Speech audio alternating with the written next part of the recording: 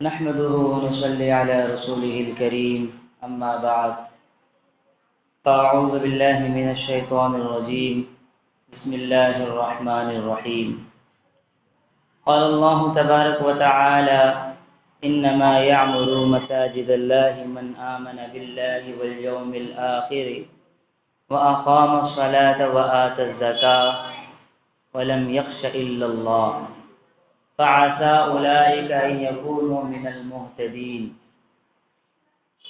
صدق الله العظيم. عن انس بن مالك رضي الله تعالى عنه قال سمعت رسول الله صلى الله عليه وسلم يقول الله عز وجل إني لأهم بأهل الأرض عذابا فإذا نظرت إلى عمار بيوتي والمتحابين في والمستغفرين بالأسحار صرفت عنهم او كما قال علیہ الصلوۃ والسلام. محترم مصلیان کرام،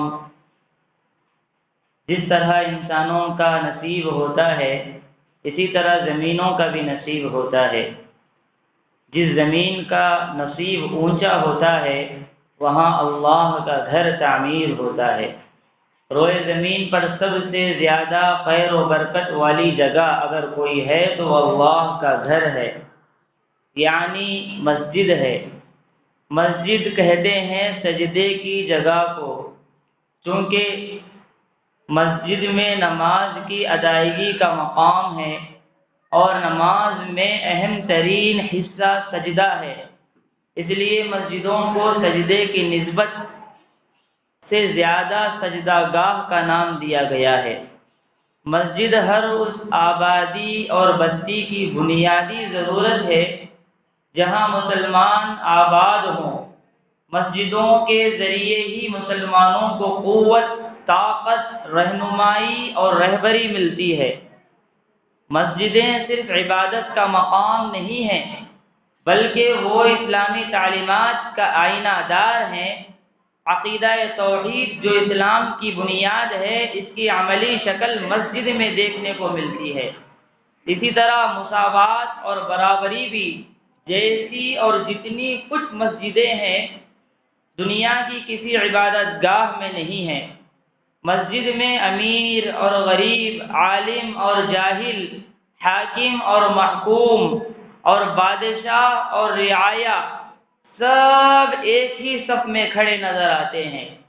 اسلام کا یہ جو اعلان ہے کہ کسی عربی کو عجمی پر کوئی فضیلت نہیں ہے اور کسی عجمی کو عربی پر اور کسی عربی کو عجمی پر اور کسی کالے کو گورے پر اور کسی گورے کو کالے پر کوئی برتری حاصل نہیں، کوئی اہمیت حاصل نہیں.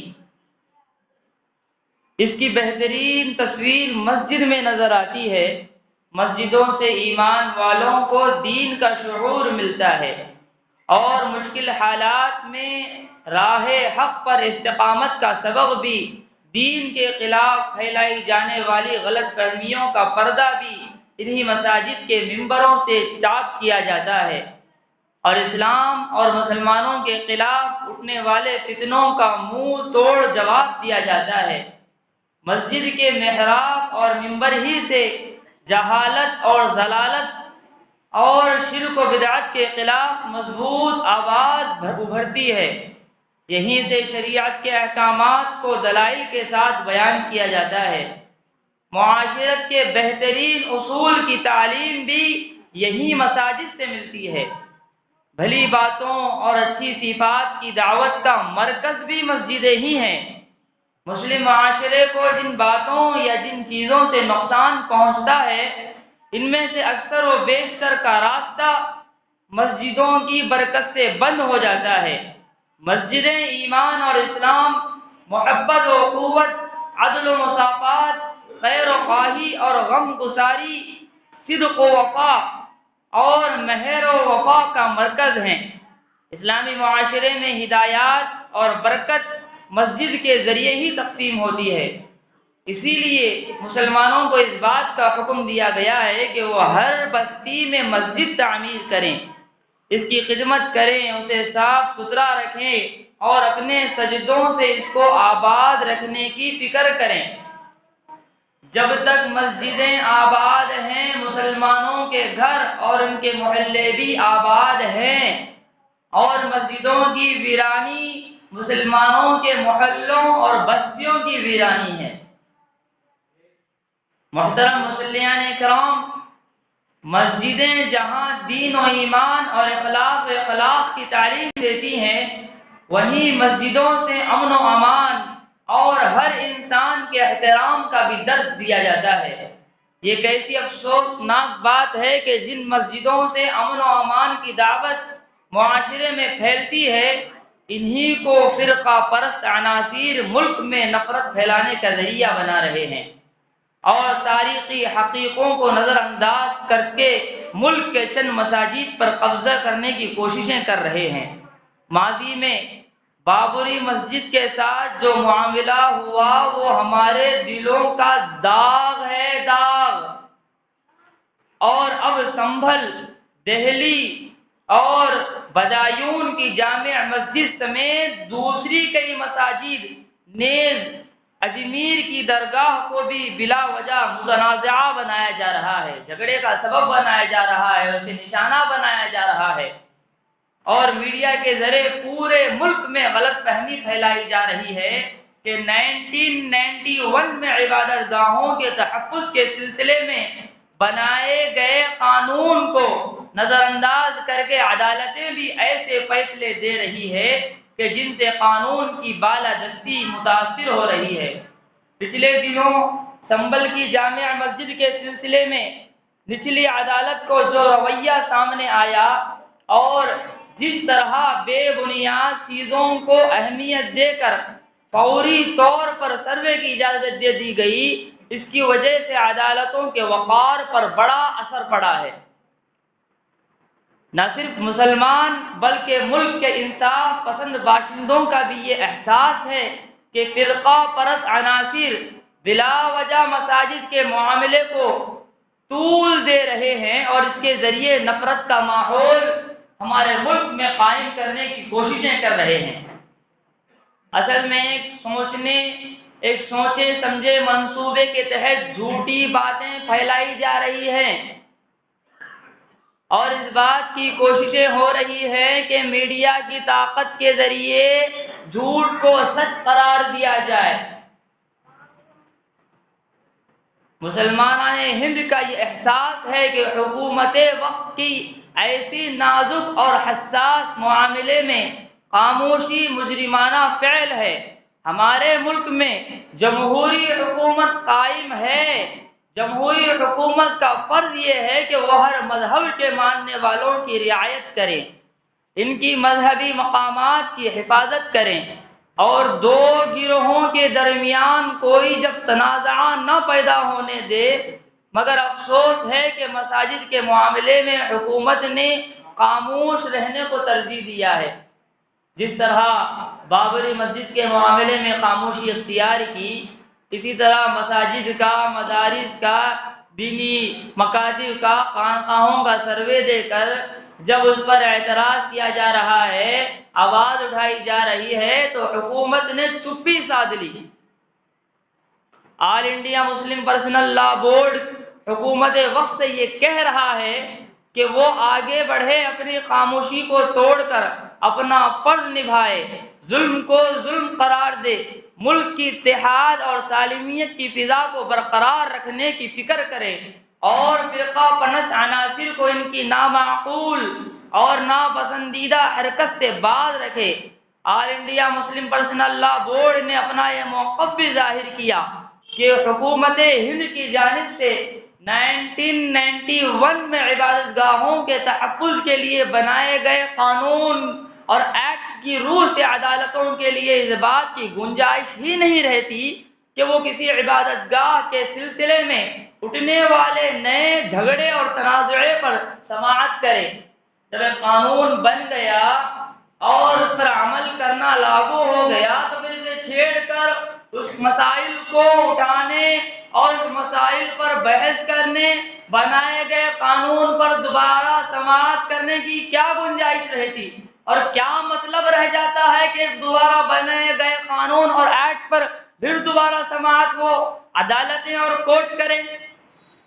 سنبھل کی جامع مسجد سمیت قطب و مینار کی مسجد، متھرا کی شاہی عیدگاہ مسجد، مسجد بدایون اور دہلی کی جامع مسجد اور ایم پی کی کمال الدین مسجد کے سلسلے میں نچلی عدالتیں جس طرح مختلف درخواستوں کو قبول کر رہی ہے، یہ 1991 ایکٹ کے قانون کے خلاف ہے۔ کیا کچھ نہیں ہو رہا ہے؟ سنبھل کی جامع مسجد کو شہید کر دیا گیا، وہاں کے امام کو شہید کر دیا گیا، وہاں جو ماحول قائم کیا گیا اور ملک میں بسنے والے قانون کو جو دہشت گرد قرار دیا جا رہا ہے، یہ گویا مسلمانوں کے ہند میں، مسلمانوں کے تحت ہند کے اندر جو قانون ہے انہیں ختم کرنے کی، انہیں دھجیاں اڑانے کی، سرے بازار اس قانون اور ایکٹ کو پیروں کے نیچے روندنے کی یہ کوششیں کر رہے ہیں اور میڈیا پر ان کی سازشیں چل رہی ہیں۔ محترم حضرات، مناسب معلوم ہوتا ہے کہ مساجد کے ذمہ داروں اور متولیان کی معلومات کے لیے 1991 میں بنائے گئے قانون کی تھوڑی سی تفصیل ذکر کر دی جائے۔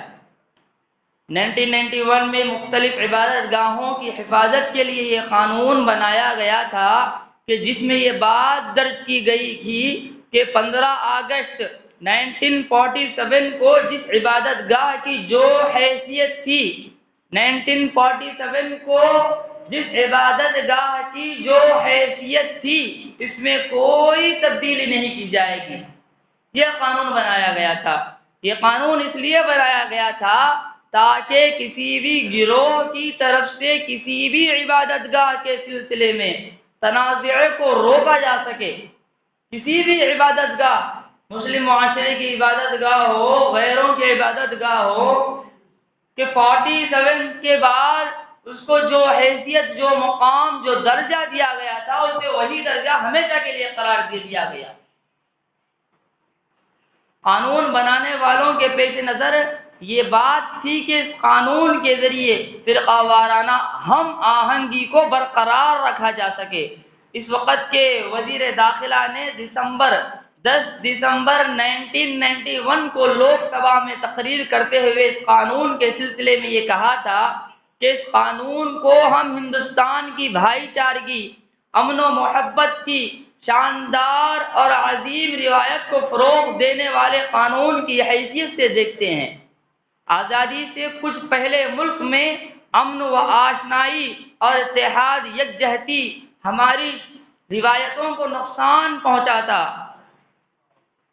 اسی کے پیش نظر موجودہ حالات میں ہم نے ماضی کے زخموں کو ملحمل کرنے اور فرقہ وارانہ ہم آہنگی اور امن و آشنائی کو بحال کرنے کی کوشش کی ہے۔ ایک ایک کر کے اندر ہی اندر عوام کو، لوگوں کو نامعلوم کر کے قوانین بدلے جا رہے ہیں۔ جس طرح تحفظ اوقاف کا اس کے اندر جو تبدیلیاں کی جا رہی ہیں، یہ دو بڑے اب تک تحفظ اوقاف کے مسلم پرسنل لا بورڈ آل انڈیا کی طرف سے پروگرام ہوئے تو انہوں نے اس بل کو موقوف کر دیا ہے، موقوف کیا ہے، واپس نہیں لیا ہے۔ جب تک ہم پیچھے نہیں ہٹیں گے تب تک یہ بل کو واپس نہ لے لیں۔ جب یہ ٹھنڈے پڑ جائیں گے، یہ بیٹھ جائیں گے، ان کے جلسے ختم ہو جائیں گے، ان کی آوازیں دب جائیں گی، تو دوبارہ ہم لاگو کر دیں گے، جس طرح 3 طلاق کے بل کو انہوں نے پاس کیا تھا۔ یہ کوششیں ان کی چل رہی ہیں۔ اس قانون کے سیکشن 3 میں یہ بات درج ہے کہ تمام مذہبی مقامات کو اسی حالت میں محفوظ رکھا جائے جیسے کہ وہ 15 اگست 1947 کو تھے۔ 1947 کو جو تھے اسی حالت میں برقرار رکھا جائے۔ قانون کے اسی حصے میں یہ بات بھی لکھی ہوئی ہے کہ کسی بھی مذہبی فرقے کی عبادت گاہ میں کلی یا جزوی تبدیلی نہیں کی جا سکتی۔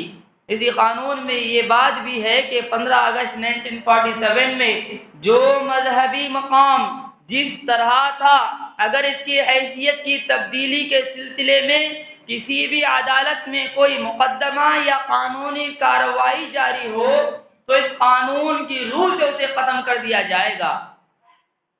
اگر کورٹ کے اندر کسی مسجد پر اگر کوئی کیس بھی کر دے یا مندر پر کوئی کیس بھی کر دے تو یہ جو قانون بنایا گیا تھا 1947 میں، اس قانون کو سامنے رکھ کر اسے ریجیکٹ کیا جا سکتا تھا، لیکن طاقت ان کے پاس ہے، قوت ان کے پاس ہے، اور وہ طاقت کے بلبوتے پر ہمارے اوپر زور دبانا چاہتے ہیں۔ اسی لیے ایک شاعر نے کہا، کیا ہی خوب کہا، فانوس بن کے جس کی حفاظت ہوا کرے، وہ شمع کیا بجھے جسے روشن خدا کرے۔ یہ ایسا چراغ ہے جتنا بجھاؤ گے اتنا جلے گا، جتنا دباؤ گے اتنا ابھرے گا۔ اگر کوئی نیا مقدمہ یا قانونی کارروائی شروع نہیں کی جائے گی، اس میں کوئی شک نہیں کہ یہ قانون بہت سوچ سمجھ کر اور ملک کے وسیع تر مفادات کو سامنے رکھ کر بنایا گیا تھا، اور اس کی وجہ سے بہت سارے جھگڑے دب گئے تھے، مگر ابھی جو صورتحال ملک کے مختلف حصوں کی کئی مساجد کے بارے میں سامنے آ رہی ہے اور دن بدن آتے جا رہی ہے، اس سے مسلمانوں کی تشویش میں اضافہ ہوتا جا رہا ہے، اور ملک کے انصاف پسند باشندوں کو بھی یہ محسوس ہو رہا ہے کہ 1991 میں ملک کے وسیع تر مفادات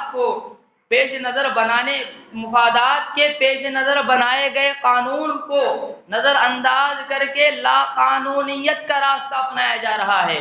ہمارا صاف صاف یہ کہنا ہے حکومت وقت سے کہ ملک اسی وقت ترقی کر سکتا ہے جبکہ یہاں بسنے والے کا آپس میں تال میل ہو۔ تال میل نہ ہو، میل میلاپ نہ ہو، آپس میں اتحاد و اتفاق نہ ہو تو یہ ملک ترقی نہیں کر سکتا۔ ترقی کے نام پر تنزلی تو ضرور کر سکتا ہے لیکن ترقی نہیں کر سکتا۔ ایک دوسرے کے مذہبی احساسات اور جذبات کا پاس و لحاظ رکھا جائے، نفرت کی بجائے محبت کو فروغ دیا جائے، اور اس بات کی بھی کوشش ہو کہ دستور میں دی گئی آزادی کے مطابق ہر شخص اپنی مذہب اور تہذیب اور زبان کے اختیار کرنے میں آزاد اور خود مختار ہے۔ جب خود مختار ہی نہیں رہا تو آزادی کیسی؟ محترم مصلیان اکرام، مختلف مساجد کے سلسلے میں ملک میں جو مذموم کوششیں ہو رہی ہیں، جو ناپاک کوششیں کر رہے ہیں، سازشیں کر رہے ہیں، اور مسجدوں کی آڑ لے کر جس طرح نفرت پھیلائی جا رہی ہے، اس کے علاوہ مختلف تدبیروں کے ذریعے مسلمانوں کو جس طرح نشانہ بنایا جا رہا ہے، ایسے مشکل حالات میں ملک کے تمام مسلمانوں کی بنیادی ذمہ داری ہے کہ وہ ہمت اور حکمت کے ساتھ اس کا مقابلہ کریں، جوش کے ساتھ نہیں کہ بھئی جوش میں ہوش گوا دیں، ہمت کے ساتھ جتنی اپنے پاس طاقت و قوت ہو اس کے ساتھ، حکمت کے ساتھ آنے والے پریشانیوں کا، آنے والے مصائب کا، آنے والے حالات کا ڈٹ کر پہاڑ کی طرح کھڑے ہو کر مقابلہ کریں۔ یہ نہیں کہ یہ میرا تو مسئلہ نہیں ہے، یہ امت کا مسئلہ ہے، امت جانے، نہیں، بلکہ اللہ کے نبی عالمی نبی تھے اور عالمی نبی کے ہم عالمی امتی ہیں۔ اسی لیے حدیث پاک کے اندر فرمایا گیا کہ مومن کی مثال ایسی ہے، پورے دنیا کے مسلمانوں کی مثال پورے بدن کی طرح ہے۔ بھئی پیر کو کاٹا چبھ گیا تو ایسا نہیں کہ اسے تکلیف نہیں ہو رہی، ہاتھ کو مار لگ گیا ایسا نہیں کہ اسے تکلیف نہیں ہو رہی۔ جناب رسول اللہ صلی اللہ علیہ وسلم نے کہا کہ مومن بدن کی طرح ہے، جب پوری کائنات میں کسی مسلمان کو تکلیف پہنچتی ہے تو دنیا کے تمام مسلمانوں کو تکلیف پہنچتی ہے۔ فرمایا یہ مسئلہ امت کا نہیں ہے، یہ مسئلہ ہمارا بھی مسئلہ ہے اور امت کا بھی مسئلہ ہے۔ تاریخ بتاتی ہے کہ جب کبھی اس ملت پر حالات آئے ہیں، ملت کے افراد نے مضبوطی کے ساتھ ان کا مقابلہ کیا ہے، پیچھے نہیں ہٹے، بھاگے نہیں، ڈرے نہیں گئے، گھبرا نہیں گئے۔ بھئی موت تو ہر ایک کو آنی ہے، جتنی اللہ نے طاقت دی، اور اللہ فرماتے ہیں لا یکلف اللہ نفسا الا وسعها، کسی بندے پر اللہ اور اس کی طاقت سے زیادہ بوجھ نہیں ڈالتے۔ ڈٹ کر حالات کا مقابلہ کیا جائے۔ حالات ہمارے لیے کوئی نئی چیز نہیں ہے۔ قرآن پاک میں ہمیں اس بات کی بھی خبر دی گئی ہے کہ ایمان والوں کی آزمائش کی جائے گی۔ کیسے کی جائے گی؟ قرآن اسے بیان کرتا ہے، مال کو چھین کر، اولاد کو چھین کر، ذلیل و رسوا کر کے، کبھی نیچے گرا کر، کبھی اوپر اٹھا کر دنیا میں بھیجے اسی لیے گئے ہیں تاکہ اللہ آزمائے تم میں سے کون ہے جو حالات سے ڈٹ کر اللہ کے قریب جاتا ہے، حالات کا مقابلہ کرتا ہے۔ مومن جو دنیا میں بھیجا گیا ہے آزمانے کے لیے بھیجا گیا ہے۔ آزمائشیں آئیں گی، آزمائشوں میں اترنا پڑے گا۔ راحت کے لیے انسان یا نہیں آیا، سکون اور چین پانے کے لیے مسلمان ایمان والا یا نہیں رہتا، بلکہ ایک حدیث میں فرمایا گیا الدنیا سجن المؤمن، دنیا مسلمانوں کے لیے قید خانہ ہے، قید خانہ۔ جیل کیسی ہوتی ہے؟ اس کے اندر اے سی نہیں ہوتی، اس کے اندر راحت کا سامان نہیں ہوتا۔ آپ ذرا جا کر جائزہ لیں قید خانے کیسے ہوتے ہیں۔ قید خانوں میں رہنے سے مر جانا لوگ بہتر سمجھتے ہیں۔ فرمایا گیا مومن کے لیے تو دنیا آزمائش گاہ ہے، ہر لمحہ اللہ سے ڈرتا ہے، ہر لمحہ اللہ کی سوچ میں لگا رہتا ہے۔ تو یہ جو حالات ہم پر آ رہے ہیں ڈٹ کر اس کا مقابلہ کیا جائے۔ قرآن پاک بھی ہمیں اس بات کی خبر دیتا ہے کہ ایمان والوں کی آزمائش کی جائے گی، مختلف مرحلوں میں امتحان اس کا لیا جائے گا۔ جان و مال کی کمی کے ذریعے ان کے یقین کو قوت پر رکھا جائے گا۔ ارشاد ربانی ہے وَلَنَبْلُوَنَّكُمْ بِشَيْءٍ مِّنَ الْخَوْفِ وَالْجُوعِ وَنَقْصٍ مِّنَ الْأَمْوَالِ وَالْأَنفُسِ وَالثَّمَرَاتِ وَبَشِّرِ الصَّابِرِينَ، اور ضرور ہم تمہیں آزمائیں گے کچھ ڈر اور بھوک سے، اور کچھ مال اور جان لے کر، اور پھلوں میں پروفٹ میں کمی اور نقصان دے کر، اور صبر کرنے والوں کو اللہ کے رسول سے کہا گیا خوشخبری دے دیجیے۔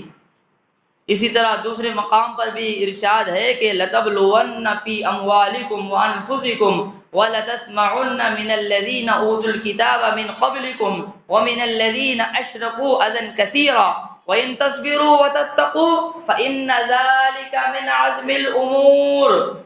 مسلمانوں تمہیں اپنے مال اور دولت اور جانوں کے معاملے میں اور آزمایا جائے گا، اور تم اہل کتاب اور مشرکین دونوں سے بہت سی تکلیف دہ باتیں سنو گے، اور اگر تم نے صبر اور تقوی سے کام لیا تو یقیناً یہی کام بڑے ہمت کے ہیں جو تمہیں اختیار کرنے کے ہیں۔ مشکل حالات میں قرآن پاک ہمیں صبر اور استقامت کی تعلیم دیتا ہے۔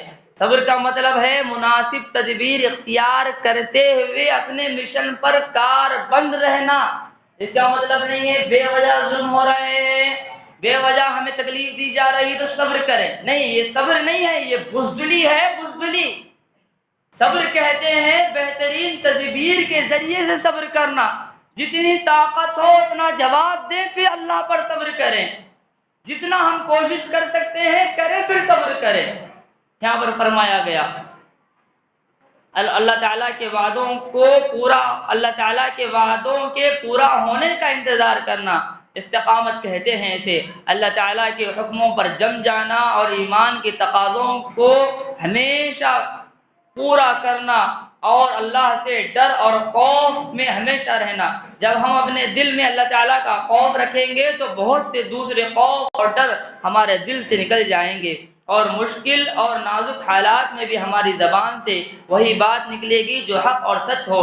قرآن پاک میں اللہ تعالیٰ کا ارشاد ہے وَإِن تَصْبِرُوا وَتَتَّقُوا لَا يَضُرُّكُمْ كَيْدُهُمْ شَيْئًا، اگر تم صبر کرو گے اور تقوی کے راستے پر چلو گے تو ان کی تدبیریں تمہیں کوئی نقصان نہیں پہنچا سکے گی۔ قرآن پاک کی ہدایتوں کو پیش نظر رکھ کر ملک کے تمام مسلمانوں سے یہ بات عرض ہے کہ ان مشکل حالات میں صبر اور تقوی اور استقلال اور استقامت اختیار کریں، اللہ تعالیٰ کے وعدوں پر یقین رکھیں، مساجد کی حفاظت کے لیے ہر لمحہ کمر بستہ اور تیار رہیں، اور جب جیسی ضرورت پیش آئے اس کے مطابق مسجدوں کی حفاظت اور خدمت اور اللہ تعالیٰ کے دین کی مدد اور نصرت کے لیے اپنے آپ کو پیش کریں۔ جب ہم اپنی ذمہ داری کو پورے طور پر نبھائیں گے تو اللہ تعالیٰ بھی اپنے وعدوں کو پورا کرے گا اور مصیبت اور آلام کے وقت ہمیں راحت اور آرام عطا فرمائے گا۔ وما ذلك علی اللہ بعزیز، اپنے کعبے کی حفاظت تمہیں خود کرنی ہے، اب ابابیلوں کا لشکر نہیں آنے والا۔ دعا ہے کہ اللہ تعالیٰ مسلمانان ہند کی حفاظت فرمائے، مسجد، مساجد، مدارس اور دینی ملی جماعتوں اور تنظیموں کی اللہ تعالیٰ اس کی حفاظت فرمائے۔ وآخر دعوانا الحمدللہ رب العالمین۔